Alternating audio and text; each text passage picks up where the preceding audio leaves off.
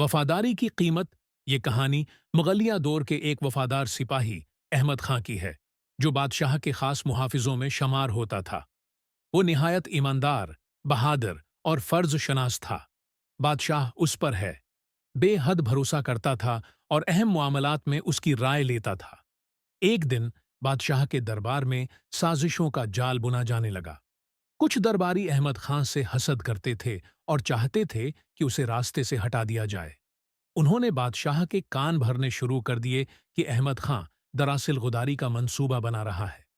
بادشاہ کو اپنے وفادار سپاہی پر یقین تھا، مگر بار بار الزامات سن کر اس کے دل میں شک بیٹھ گیا۔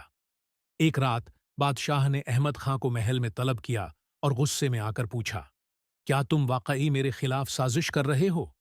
احمد خاں نے حیرت سے کہا، حضور، میں نے اپنی جان، عزت اور وفاداری سب کچھ آپ کے قدموں میں رکھ دی، بھلا میں کیسے غداری کر سکتا ہوں؟ مگر دشمنوں کی چالاکیوں نے بادشاہ کی عقل پر پردہ ڈال دیا تھا۔ بغیر کسی تحقیق کے بادشاہ نے احمد خاں کو قید میں ڈالنے کا حکم دیا۔ کئی مہینے قید میں گزارنے کے بعد جب حقیقت کھلی اور بادشاہ کو معلوم ہوا کہ احمد خاں بے قصور تھا، تو اسے بہت افسوس ہوا۔ وہ دوڑ کر قید خانے پہنچا، لیکن وہاں پہنچ کر دیکھا کہ احمد خاں بے حد کمزور ہو چکا تھا۔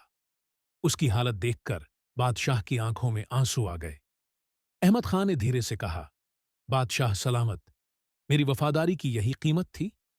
یہ کہہ کر اس نے آخری سانس لی اور ہمیشہ کے لیے خاموش ہو گیا۔ بادشاہ شرمندگی سے زمین پر بیٹھ گیا، مگر اب وقت گزر چکا تھا۔